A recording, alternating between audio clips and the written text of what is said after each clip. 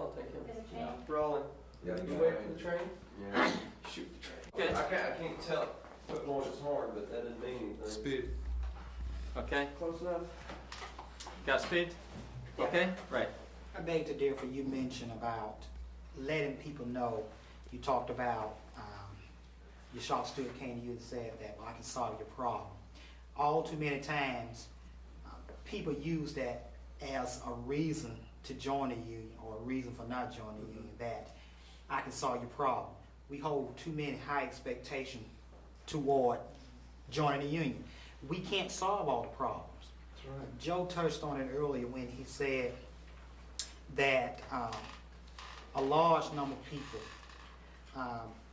when they look at the union, and I'm going to reiterate what you said, apathy plays a large part in what we do, how we accomplish our objectives. But what I want to say is this: it's not, the fault doesn't rest with the officers. Once a person knows everything there is to know about the union, you still get the same argument. Well, why should I join the union? I get the same benefit you get. They know the inside and the outside, but it's that apathy that they have toward getting involved. As long as someone else can solve their problem, they're satisfied. Let me say here that the unions certainly do not have a monopoly on the apathy. I'm involved right now in some senior groups, National Council of Senior Citizens. I'm a board member there. We have 4 million members. Okay, it is very hard for us to get a group of people together that will really do some work, unless there is something that particularly affects them. That's right. When they think their Social Security is going to be affected, then they're going to come in and talk. But I don't know, maybe apathy is just I think you had it there. They don't want to get involved until it starts affecting them directly. Then you can get them involved.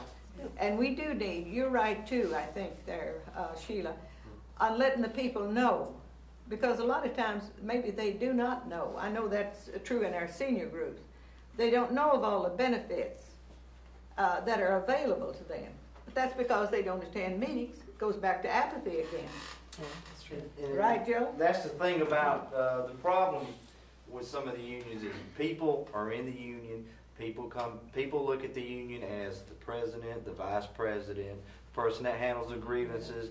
They think this small group of people in their plant is the union. They don't know that that whole body on the plant, on the shop floors, they are the real union in that plant. It's not people pushing papers trying to make the big boss do something that they want. It's the people in the plants making a stand together, whether it be on the plant gates or in the break room. That's where the union's at. Well, that's just like something that happened to me. I recently run for office, but I had done something earlier that made people think I would put them out on strike if I got elected. And what they didn't realize was there was no way I could put them out on strike. Oh, that's right. You know, I had one vote just like them. But that's what they thought, and that cost me an election.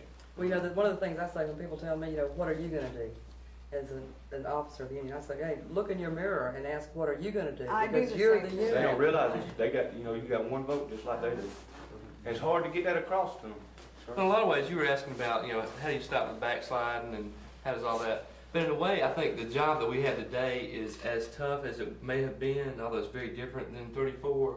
And that is, and I think the same thing's true of the civil rights movement, where you had kind of the big, huge demonstrations, right? And people just threw it to the wind. And I mean, they were risking getting fired and getting kicked out of their houses and all the same stuff. But they just kind of made that big, bold, play and got, publicity, and it was bigger than anybody imagined, bigger than any one leader or group. But then after that, the next phase, maybe that gets a law passed or whatever, and then the next phase is trying to get the darn thing enforced. And civil rights with the Equal Employment Opportunity Commission and all the anti-discrimination laws, and the same thing with following the strike, and the creation of more unions in the South that has happened since then. I mean, that's the tough, hard, relatively, comparatively boring, work in getting the earlier gains kind of solidified. Let's talk about history a moment. All of you should tell me, just briefly, what you knew of the history of the unionism in textiles before the last year, okay? Hold on. Anytime. It's a good question. I really didn't know a lot. I'll be honest with you. Even though I've been a union member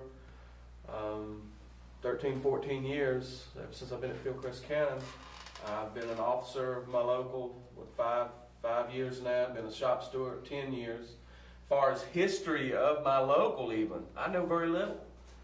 You know, and maybe I should be ashamed of that. I mean, because it's just not something you got the day-to-day fight. I mean, you're so busy handling what you got to handle day to day that you don't think about the prior history.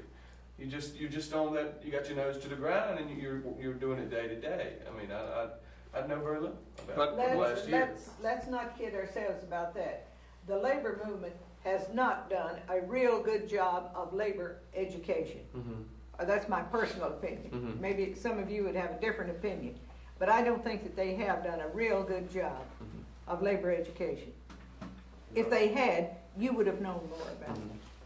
Yeah, but it's hard to, the only way that unions got to educate people or asking them to come to a meeting, handing out a leaflet on the gate or a newsletter.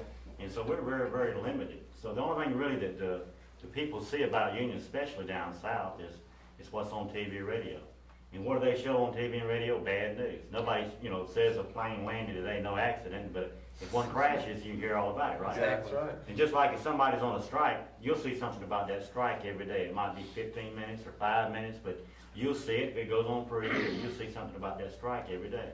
All right, after the strike is over, no matter which union it is, no matter if they lost or if they won or the people who got fired illegally got their jobs back, you don't hear any of that good news. All you hear is, well, the strike was settled today, the workers went back to work, and the only thing that people know is that these people were out of work for years, for months and months, and for the little bit they struck for, they lost that forever. So it's hard for us to educate our people when, like you said, it's hard to get them down to a meetings. And like in organizing drives, you're talking about, you came and wanted to see what we're doing different now that you did in 1934. There's no shortcuts. I've worked on organizing drives. I've worked on two of the biggest, the largest elections held in the last 20 or 30 years. Right. Industrial election anyway. I've worked on both of those. I've worked on other campaigns. I've worked on where there were like 90 people in the plant, where there were 300 people in the plant. In Cannon Mills at that one time it was 10,500, now it's down to 7,000. At one time it was 12,000 the very first election. But here's what they do. They don't change a thing at all. Before we can have an election, we got to have 30% of the people signed up on a union card. All right, so the first thing the companies do is come out and tell people, you don't know what you're signing. You sign a union card, you sign your wife away, you sign your house, your kids. You're signing everything away. Signing to pay dues. Once we get that done, once we get those 30% of the cards or more, and like Joe said, a lot of times we get 80% of them signed or even higher. But when it comes down to the election, they get these anti-union lawyers in there, and their job is to do nothing but come in and scare people, intimidate them. And they do it not like they did in the 30s where they actually physical violence. But if you think about it, it's not the actual violence. Once you get into a fight, once the first lick is passed, well then it don't hurt as bad. But the thought of getting into that fight. And that's what these lawyers do now. They don't actually physically threaten you, but they make you think about it. They make your family think about it. They make your kids think about it. Here's what's going to happen. If you vote that union in, you're going to strike. The union is going to make you strike. Okay, if they can't make you think that the union is going to strike, they're going to make you think that that plant's going to shut down. So it's fear. It's what they do is they just scare the heck out of people, and it works now just like he did back then. What I was thinking about is labor education. Though there's been some very good books, few enough, but there have been some good books on the history and the struggles of the American labor movement. But those books have not been promoted. I had a hard time finding them. People don't know about them. But they're really some very good history. Is that right? Do you feel that way about it? Well, when you talk about education, the trade union movement, it depends on where you come from in the trade union movement, because we're a big and diverse organization. It ranges all the way from the building trades, who have one type of organizing, to the industrial plant, which has another type of organizing, to the service industry, which are the retail clerks and retail stores, and to the government employees, all of whom have a different type of organizing.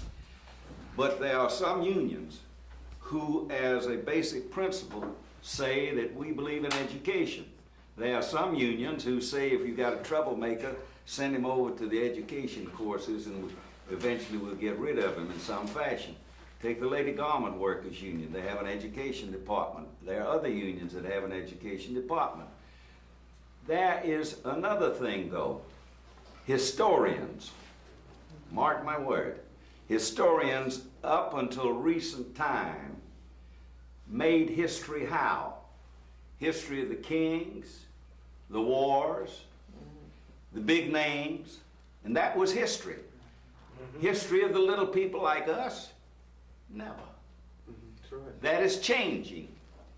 Part of the reason that you are here right now, we're making the new history. The history of what? The little people. You and me. Not the ones whose names are going to be in the newspapers, not the ones whose names are going to be on the radio and say, oh, today is the birthday of Joe Jacobs, he was born in 1861 or 1908 or whatever it was. He's making history in a different fashion. Right. You're making history in a different fashion. Let me give you an example. The Lady Garment Workers Union, and I've worked with them for a long time, since the early 30s too.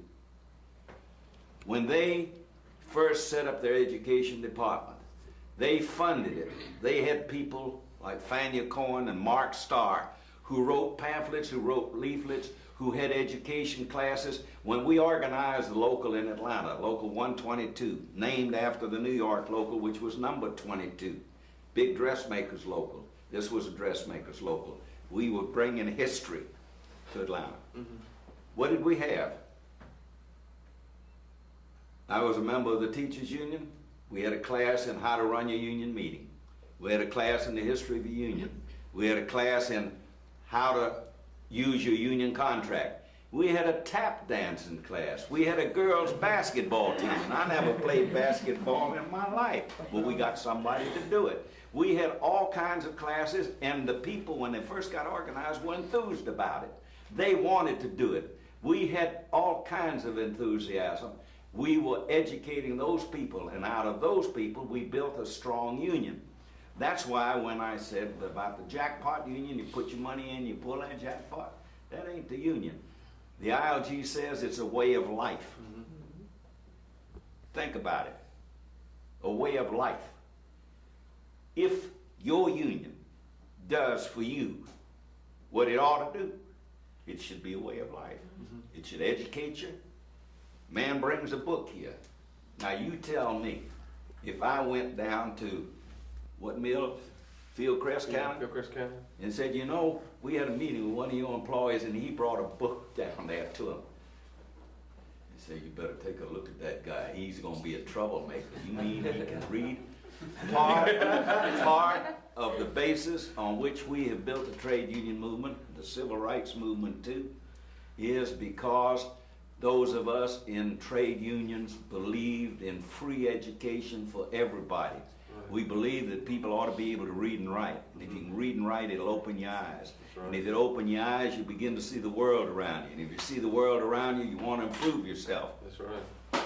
That's why I'm against private schools. That's why I say that private schools are going to destroy our public schools and going to make it only for the rich like they have in some other countries. And that's the basis of education. That's the reason that the slavery movement was looking for destruction. Because when some of the slave owners taught some of their slaves to read and write, they opened their eyes. When they taught them to read and write and they opened their eyes, then when they had this, what was the underground tunnel, where they could become free men if they escaped to the north, because they began to read and understand they could do it. When they understood that people began to read and write, they wouldn't be sweepers in a plant. They wouldn't be satisfied with it. Their eyes were open. They began to join unions. That's a way of life. And that's the sort of thing that we miss in the trade union movement. Those of us who believe in real education, real history, by the way, because real history is you and me. That's right. What we do to change the thing.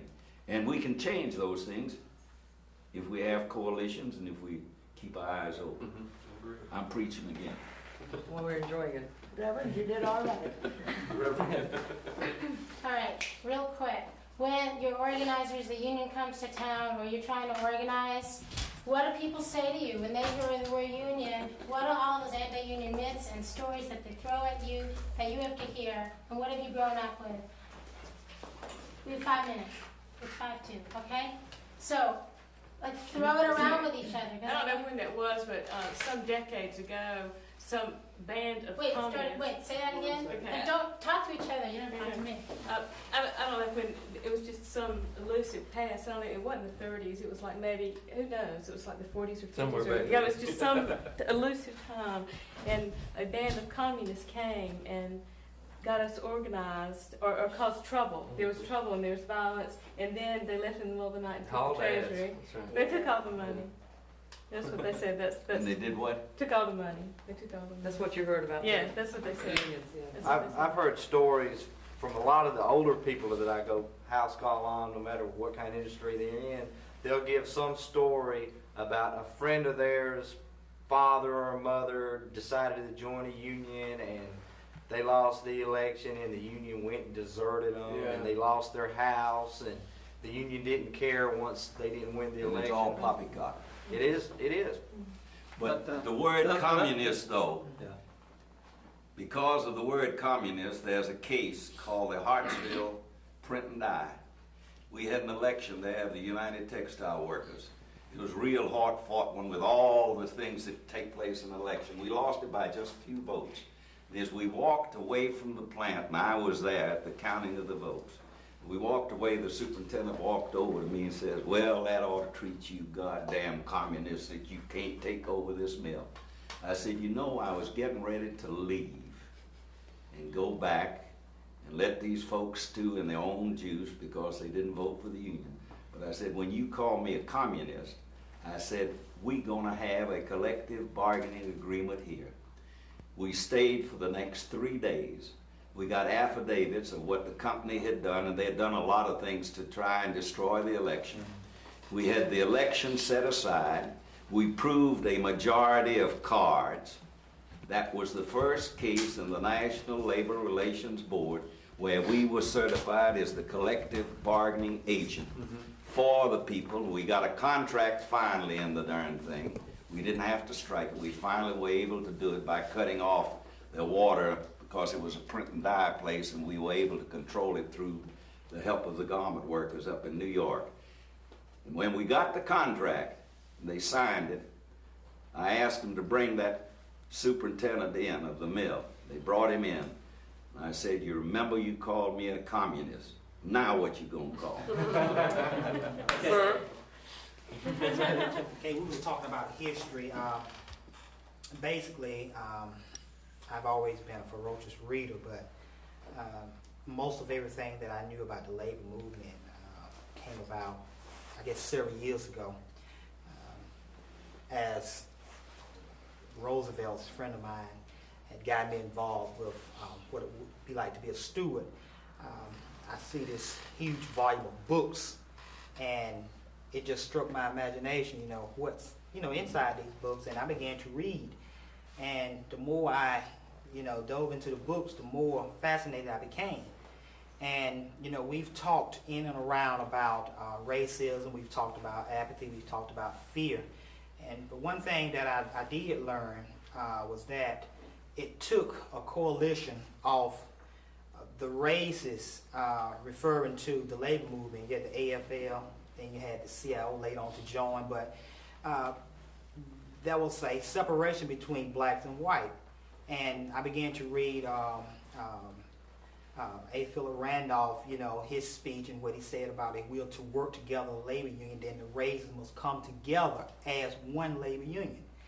And once I read that, it just gave me the incentive to keep digging. So by and large, I was in Atlanta when I learned about the 34 textile strike, and it hit me hard like a bomb had been dropped on me. And I wanted to learn more, and I even, went out into the communities just trying to find people who could remember 1934, and if they remember the year, what could they tell me about it?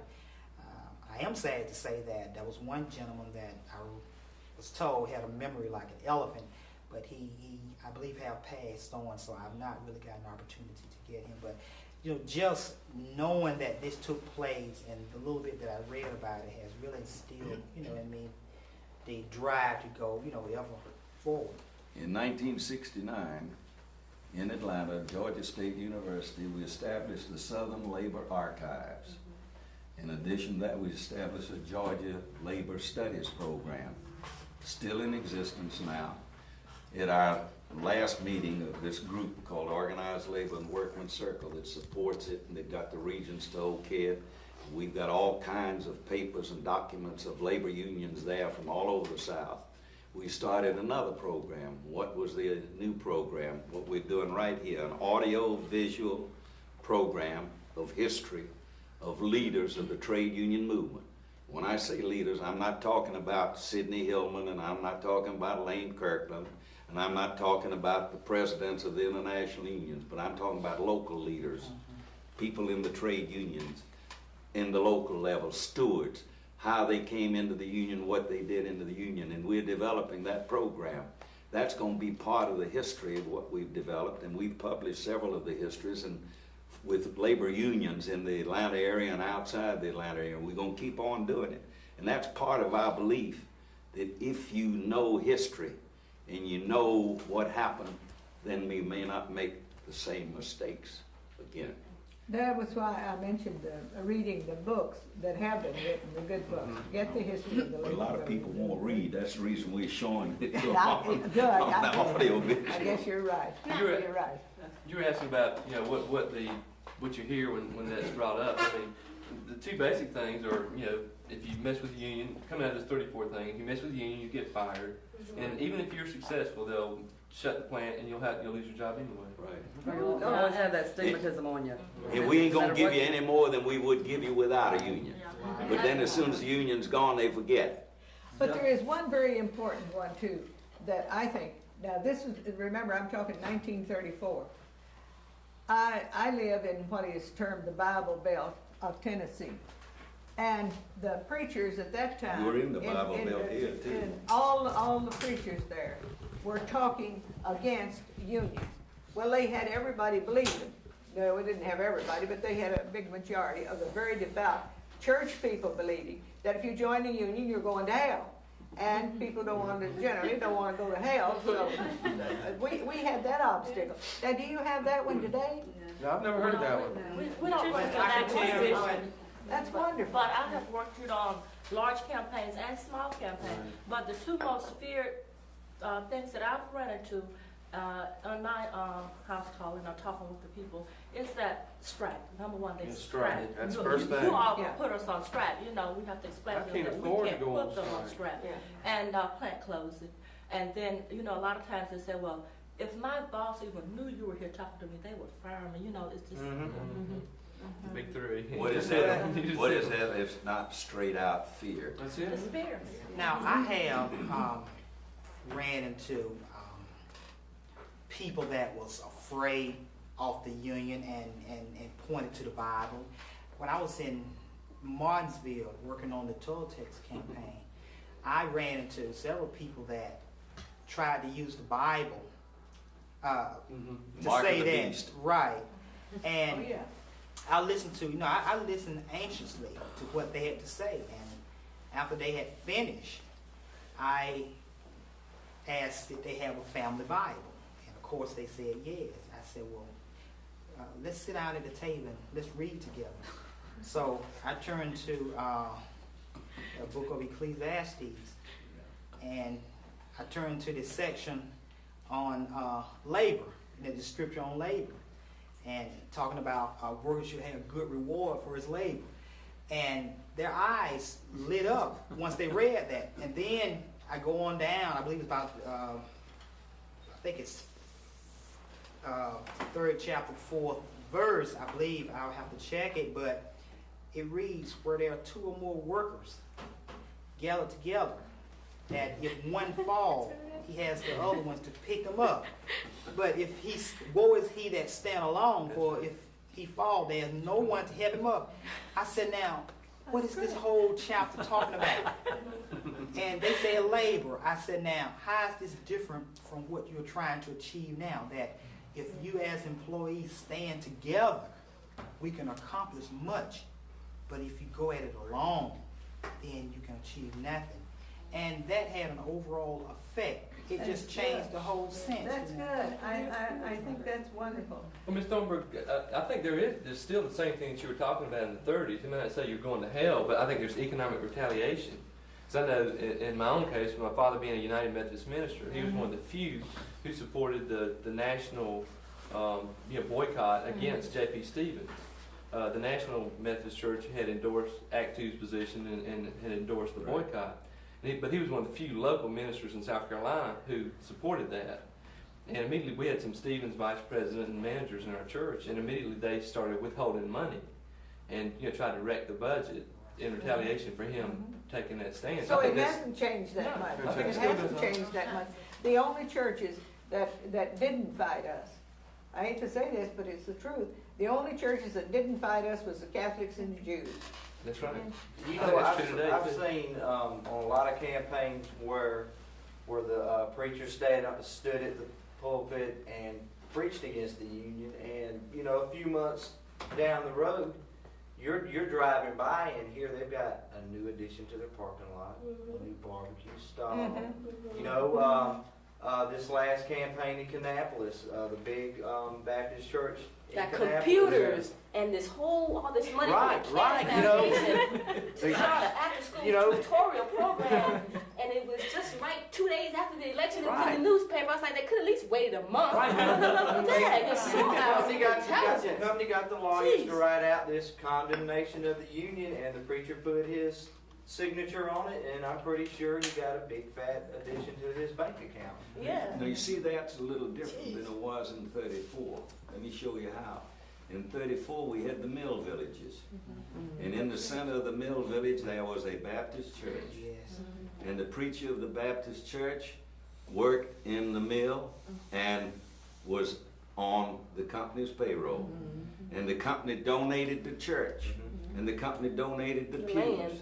And they donated the Bibles. And their name was in each one of them. We belonged to the company. And it was the company's church. And that's the reason why when we struck, we knew that he wasn't going to come out with us. We knew he would talk against us. But when the change took place where the companies had to turn loose of those villages, then they still were subsidizing it, but they weren't as closely controlled. That's when people like the Methodist ministers were able to escape. I know, for example, Bemis Bag Company in Talladega, Alabama, where we had some of our people killed. The church was right in the middle of the place, facing the big company office, where they could tell whether you went to church or not. The man who owned the thing at that time was real religious. When you didn't show up on Sunday, your foreman asked you why you weren't in church. Over here in Knoxville, Tennessee, in the plants that we've been talking about, they stopped for 2 minutes to pray each day. Absolutely. Without prayer.